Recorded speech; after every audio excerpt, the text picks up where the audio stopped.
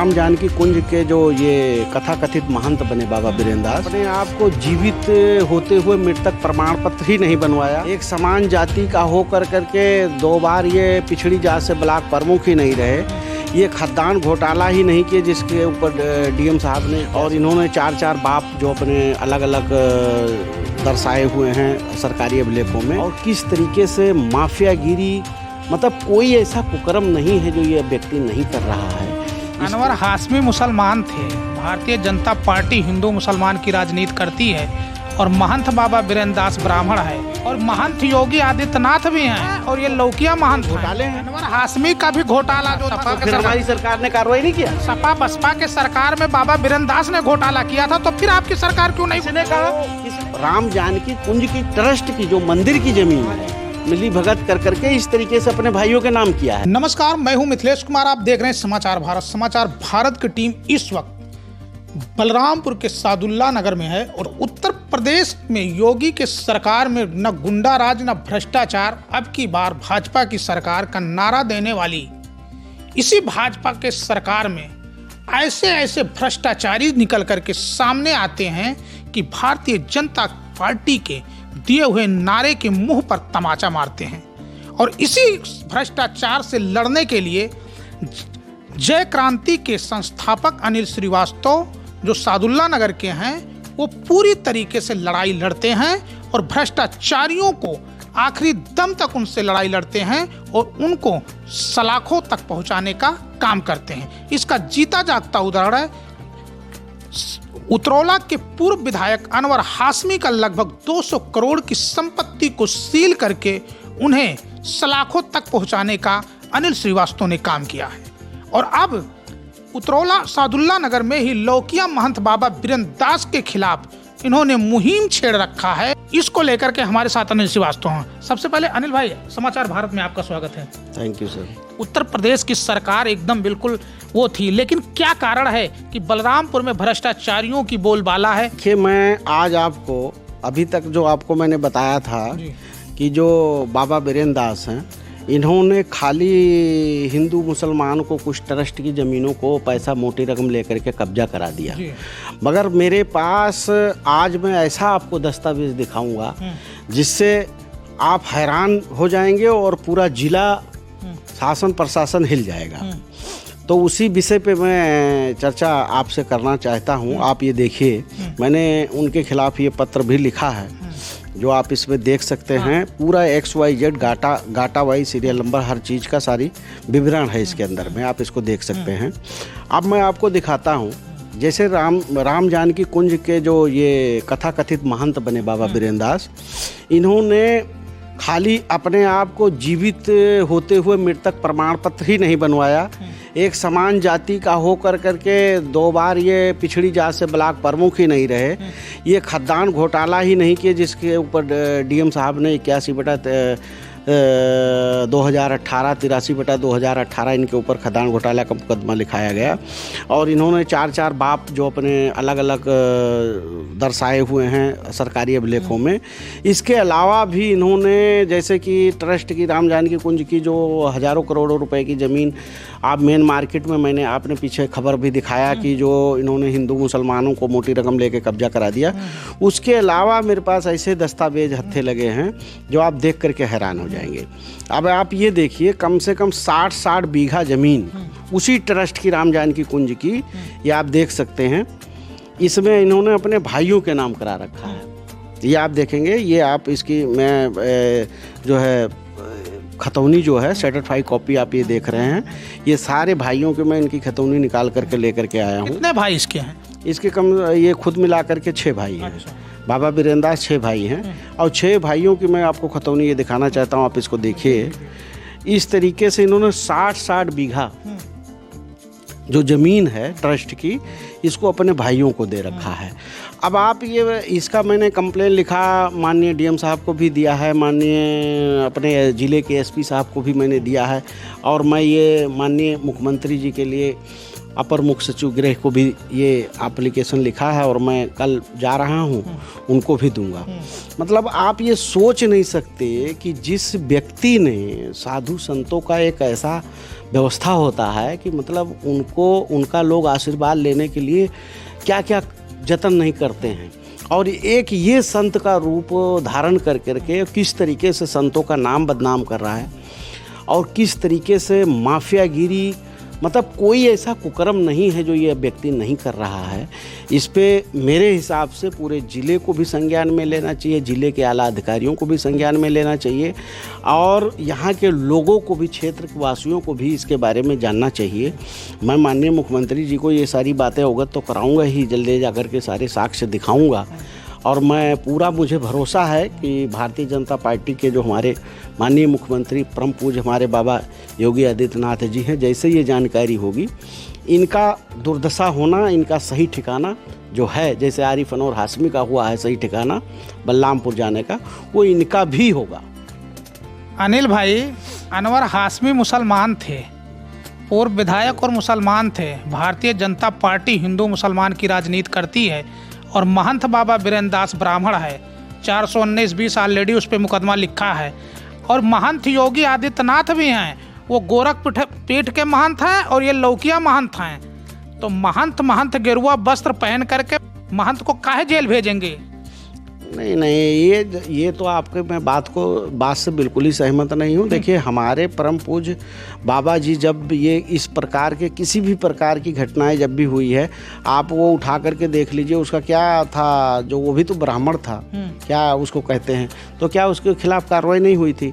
और पता नहीं ऐसे कितने ब्राह्मणों के ऊपर कार्रवाई हुई है और अदर जातों पे हुई है। कोई ये पर्टिकुलर ये नहीं है कि बस एक जाति धर्म पे ऐसा कुछ होता है, ऐसा कुछ नहीं है। हिंदू मुसलमान की तो कोई बात ही नहीं है, इसको तो आप मुद्दा बनाइए, ये आपका विषय है। हिंदू मुसलमान का कोई विषय नहीं है, हिंदू मुसलमान का कोई विषय नहीं है। जो भी दोषी होता है, हमारी सरकार ने जब भी संज्ञान में कोई बात आई है तो उनके खिलाफ कार्रवाई हुआ है। आपने ही बाबा बीरेंद्र दास की जितनी भी काली चिट्ठी थी सब आपने ही खोला है। वो ओबीसी आरक्षण पर डाका डाल करके 2 बार ब्लॉक प्रमुख रहा। यहाँ की आम जनता की विकास को, धन को लूट करके अपने बच्चों को, अपने परिवार को फायदा पहुँचाने का काम किया। रमण भगवान जानकी कुंज के नाम से जो संस्था था, वो ट्रस्ट था, उसके नाम से करोड़ों की जमीन थी जो बेच दिया, हिंदू मुसलमानों को बेचा। अब 60-60 बीघा अपने भाइयों के नाम से ट्रांसफ़र कर दिया। इतनी बड़ी घोटाला करने के बावजूद, और आप अपर प्रमुख सचिव से लेकर के डीएम एसपी के दरवाजे तक के गए, क्यों नहीं कार्रवाई होती है? कौन इसको बचा रहा है? आपको पहले मैं बता दूं कि ये जितने भी भ्रष्टाचार बाबा बीरेंद्र दास ने किया है, या चाहे आरिफ अनवर हाशमी हो या XYZ जो भी हो, ये हमारे सरकार के दरमियान का नहीं है। ये जब सपा बसपा की गवर्नमेंट हुआ करती थी तब के भ्रष्टाचार है ये, उसको आप उठा करके इसके जो दस्तावेज हैं आप चेक कर लीजिए।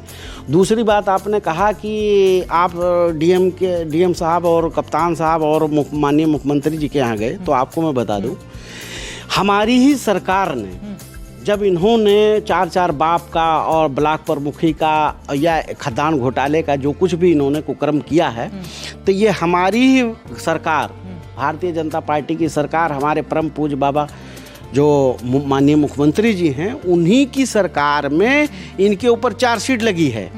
आपको ये जानकारी दे दूं मैं, ये चार्जशीटेड हैं। अब हमारी सरकार कोई न्यायालय नहीं बन जाएगा। न्यायालय से इन्होंने अपने आप को अंतरिम बेल पर हैं, ये हाई कोर्ट के माननीय उच्च न्यायालय के बेल पर हैं ये। तो ऐसे कैसे कह सकते हैं कि हमारी सरकार ने काम नहीं किया? अगर सरकार काम नहीं करना चाहती तो इनके ऊपर FIR ही क्यों दर्ज होता, और FIR दर्ज होने के बाद चार्जशीट क्यों फाइल हो जाती? चार्जशीट फाइल होने के बाद अगर कोई व्यक्ति न्यायालय के शरण में जाता है तो न्यायालय के ऊपर तो कोई सरकार नहीं होती। सरकार तो भाई जो कोर्ट न्यायालय है, जो अगर उनको उचित जो भी समझती है न्यायालय, अपने हिसाब से कार्रवाई करती है। सादुल्ला नगर में एक तरफ अनवर हाशमी, एक तरफ बाबा बीरेंद्र दास। वही अनवर हाशमी की सारी संपत्ति सील कर दिया गया। बाबा बीरेंद्र दास सारी संपत्ति को राम जानकी कुंज ट्रस्ट के नाम से सारे लोगों को बेच दिया, अपने भाई के नाम से 60-60 बीघा ट्रांसफर कर दिया। उसके बाद उसकी जमीन को जो बेचा, उस पर क्यों नहीं बुलडोजर चलाया? नहीं, मेरी बात सुनिए। जैसे अब ये चीज़ें जब कोई इस तरीके के शैतान, एक जो शैतान जो होता है, तो शैतान से लड़ना इतना आसान काम नहीं होता। मैं एक मामूली आदमी हूँ भैया, एक भारतीय जनता पार्टी का, मैं बात कर सरकार की मैं बात कर रहा हूँ। मैं सरकार की ही बात कर रहा हूँ। तो सरकार मैं नहीं हूँ, सरकार हमारे परम पूज्य बाबा योगी आदित्यनाथ जी हैं, और उनके जानकारी में अगर ये बात पहुँच गई होती तो अब तक इनकी खाल खिंच गई होती, ये सही सलाखों के पीछे होते। और मैं पूरा प्रयास कर रहा हूँ कि उन तक ये बात मैं जरूर पहुँचाऊँगा। और बाबा, और मैं आपको बता दूँ, बाबा इसी हद तक नहीं गिरा है। आपको मैं ये वीडियो दिखा दूँ, एक महिला है, इसी के ग्राम सभा की एक नईमा नाम की महिला है। पहले ये बताइए, बाबा बीरेंद्र दास को बचा कौन ना है भाई? इतना घटना होने के बावजूद बाबा बीरेंद्र दास को बचा कौन ना? नहीं, बाबा बीरेंद्र दास को उसका चोला बचा रहा है। अच्छा, चोला जो है वो इस तरीके का पहना, संत महात्मा लोग इस तरीके के चोला पहनते हैं। मगर मैं आपको बता दूं, ऐसे संत महात्मा जैसे कि आपको राम रहीम को देख लो, इसी सरकार ने उस पर कार्रवाई किया। इसी सरकार ने बेल भी दिया है। नहीं, सरकार बेल देने का काम कोर्ट का है। हमारी सरकार का काम बेल देने का नहीं है।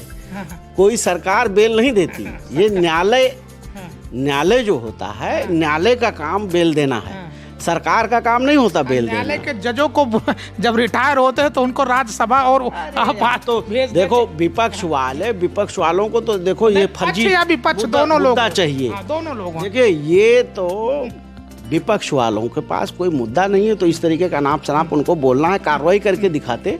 ये उनके गवर्नमेंट का ये सारे घोटाला, जब उनकी सपा बसपा की गवर्नमेंट थी तब के घोटाले हैं। अनवर हाशमी का भी घोटाला जो सपा तो हमारी सरकार ने कार्रवाई नहीं किया। तो जब सपा आपको तो हमारी सपा और सपा बसपा के सरकार में बाबा बीरेंद्र दास ने घोटाला किया था, तो फिर आपकी सरकार क्यों नहीं?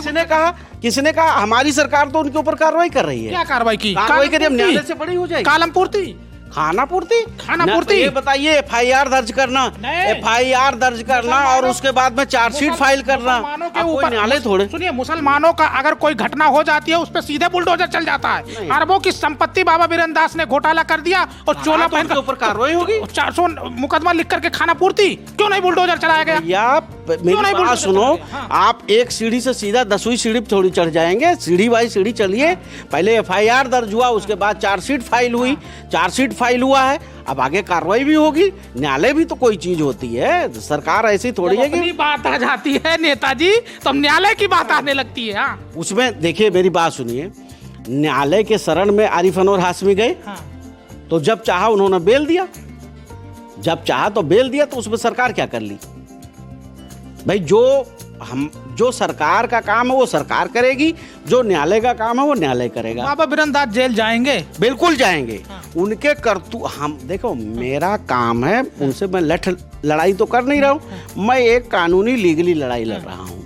मेरे पास जो भी उनका साक्ष्य, भ्रष्टाचार के जो भी साक्ष्य मिले हैं, वो मैंने अपनी सरकार और अपने आला अधिकारियों के सामने प्रस्तुत किया है। और मुझे अभी मैं जल्दी 2-4 दिन पहले मैं कप्तान साहब से मिलके आया हूँ, और उन्होंने मुझे पूरा आश्वासन दिया है, DM साहब से भी मिला हूँ, उन्होंने मुझे पूरा आश्वासन दिया है कि श्रीवास्तव जी, जो लीगली प्रक्रिया है उसको हम पूरा कर रहे हैं और कार्रवाई जरूर होगी। तो मुझे पूर्ण विश्वास है अपनी सरकार पे भी, और मेरे जो जिले के आला अधिकारी उन पे भी पूरा मैं भरोसा करता हूं कि वो कार्रवाई ऐसे भ्रष्टाचारियों के खिलाफ जरूर करेंगे, इनको सलाखों के पीछे जरूर भेजेंगे। जी, ये बताइए कि ये जो अपने भाइयों के नाम से, ये देखिए, श्री हनुमान जी मंदिर श्री मनमोहन चेला रघुनाथ दास के नाम से 60 बीघा, फिर ये अवध कुमार दास चेला, इसके नाम से 60 बीघा, ये जो भाइयों के नाम से है ये जमीन, तो ये तो मृतक सर्टिफिकेट पाका 11 करा लिया, फिर कैसे ये जमीन इनके नाम? ये उसकी पुश्तैनी जमीन नहीं है, ये जो राम जानकी कुंज की ट्रस्ट की जो मंदिर की जमीन है, उस जमीनों को पिछली जो गवर्नमेंटें थी, ये हमारे सरकार के टाइम का नहीं है। मैं आपको मिथिलेश भाई बार बार कह रहा हूँ, ये उस समय की गवर्नमेंट में जो अधिकारी लोग बैठे थे उनसे साज मिली भगत कर करके इस तरीके से अपने भाइयों के नाम किया है, जो कि हमारी सरकार, मैं उसी सरकार का एक आप कार्यकर्ता हूं जिसको मैं पूरी तरीके से उजागर कर रहा हूं। तो मैं तो कोई इस तरीके की बात नहीं कर रहा हूँ, कोई किसी के बचाव की कोई बात नहीं कर रहा हूँ। मैं तो मेरी सरकार में चाहे कोई भी हो, आपने देखा है अगर हमारे प्रतिनिधि भी सरकार के शामिल रहे हों तो मैंने उसके खिलाफ भी आवाज़ उठाया है। मेरा कोई आरिफ अनवर हाशमी से कोई व्यक्तिगत दुश्मनी नहीं है, बाबा बीरेंद्र दास से कोई दुश्मनी नहीं है मेरी। मैं एक पार्टी का सच्चा भक्त, एक सच्चा सिपाही के हैसियत से काम कर रहा हूँ। और जो भी किसी भी व्यक्ति अगर कोई क्षेत्र में अत्याचार करता है तो मैं उसका, अगर भ्रष्टाचार के कोई भी दस्तावेज अगर मेरे को हाथ लगता है तो मैं उसकी आवाज़ उठाता हूँ। उसको अगर कोई गरीब व्यक्ति है, कोई दबा कुचला जिसकी कोई नहीं सुनता है, मैं उसकी आवाज़ उठाता हूँ, उठाता रहूँगा। और ऐसे भ्रष्टाचारियों को तो जब तक मैं जेल के सलाखों के पीछे ना पहुँचा दूँ तब तक मैं बैठने वाला बिल्कुल नहीं हूँ। आप भाजपा में रह करके भाजपा के ही महंत बाबा बीरेंद्र दास के खिलाफ उसको जेल भेजने में लगे हैं और भाजपा के ही कुछ नेता उसके समर्थन में हैं, उसको बचाने में लगे हैं। आपको मैं बता दूं, पहले मैं आपको बता दूं, वो भारतीय जनता पार्टी का कभी है ही नहीं। आप चले जाइए उससे पूछिए कि आप भारतीय जनता पार्टी का सक्रिय सदस्य हैं या आपने कभी सदस्यता ग्रहण किया है? कुछ नहीं किया है।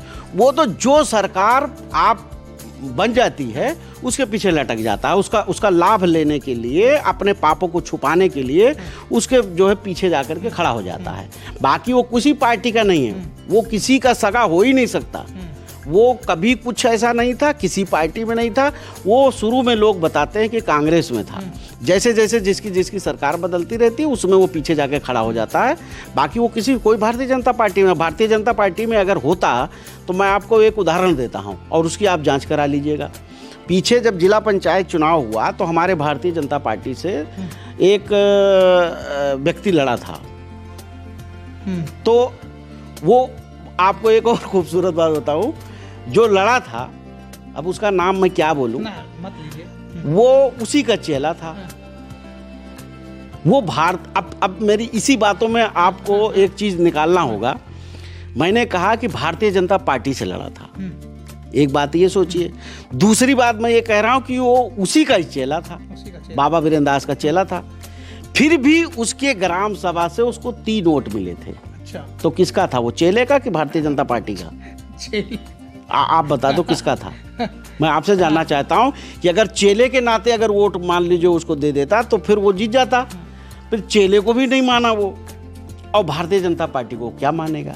मुझ जैसा सिपाही यहाँ पे बैठा है, कोई बाबा बीरेंद्र दास हो, कोई विधायक हो, कोई विधायक हो, मैं एक सच्चा सिपाही भारतीय जनता पार्टी का और एक जय क्रांति संस्था मैं चलाता हूँ। इसका उद्देश्य यही है, दबे कुचलों को न्याय दिलाना और ऐसे भ्रष्टाचारियों का पर्दाफाश करना, ऐसे भ्रष्टाचारियों को जेल के सलाखों के पीछे पहुंचाना। मैं आपको बता दूं कि ये व्यक्ति मेरे ऊपर तरह तरह के आरोप लगाता है। कभी कहता है डीएम साहब के कार्यालय खड़ा होकर के कि मुझसे 1 करोड़ रुपए का डिमांड किया। उसका इसने जाकर के, जब इसकी कोई सच्चाई नहीं थी तो इसका मुकदमा नहीं लिखा गया, न्यायालय से जाकर के जुगाड़ उगाड़ फिट कर करके लिखा दिया। तो उसमें कोई साक्ष्य नहीं था, उसको फाइनल लग गया। अब आपको बता दूं, एक महिला है, करप्ट महिला है, उसका महिला के बारे में मैं उस तरीके से नहीं बोलूँगा, मगर उसका पूरा जिला जानता है कि वो किस करैक्टर की है, जिसका मैं आपको वीडियो से लेकर के पूरे दस्तावेज भी आपको दे रहा हूँ, वो भी आप देखिएगा। उस महिला को लेकर के मेरे पास तरह तरह प्रकार के एप्लीकेशनें डलवा रहा है, जिसकी कई बार जांच हो गई, सब झूठा पाया गया। मगर वो कोई ऐसा काम नहीं है जिससे वो डराने का काम मुझे ना करे। तो मेरे को क्या डरना है मेरे भाई, जो सच्चाई के लिए जो आया सो जाएगा, तो मुझे कोई इस चीज़ का भय नहीं है। आप जो करना है बाबा बीरेंद्र दास जी आप करिए, मैं आपका सच्चाई जो है वो जनता को दिखा रहा हूँ और दिखा करके ही दम लूँगा और तुम्हें सही जगह पहुँचा करके ही दम। डर नहीं लगता है ऐसे भ्रष्टाचार? नहीं, भ्रष्टाचारियों से क्या डरना है मेरे भाई। एक बात बताओ, भ्रष्टाचार करने वाला व्यक्ति, जो कोई भी व्यक्ति, जैसे आप ये लगाइए कि ये जो हजारों करोड़ रुपए की संपत्ति है, जिस जनता ने ही मंदिर को दान में दिया है, वो इसलिए जनता भोली भाली होती है, दान देती है कि कुछ हमारे समाज का कल्याण हो, हमारा जो आने वाली पीढ़ी है उसका कुछ कल्याण हो, जो बचे कुछ लोग हैं, जो भोले भाले लोग हैं, उनका कल्याण हो। मगर ये तो है ही भस्मासुर, ये तो है ही भस्मासुर। ये कल्याण केसी का क्या करेगा, उसका भस्म कर देगा। मैं तो यहाँ तक सुना हूँ मिथिलेश भाई कि इसने संपत्ति हड़पने के लिए पता नहीं कितने लोगों को मरवा करके फेंक दिया, पता नहीं कहाँ, पता नहीं, मेरे पास कितनी खबर आ रही है। आपको मैं बता दूँ, एक एससी बिरादरी का व्यक्ति था, इसी ग्राम सभा का है, और उस ग्राम सभा में एक बहुत पहले जो है एक ट्यूबवेल ऑपरेटर की जो है नौकरी के लिए उसने आवेदन कर दिया। एक वो निकला था आरक्षण में, उसने जाके इंटरव्यू दे करके आया।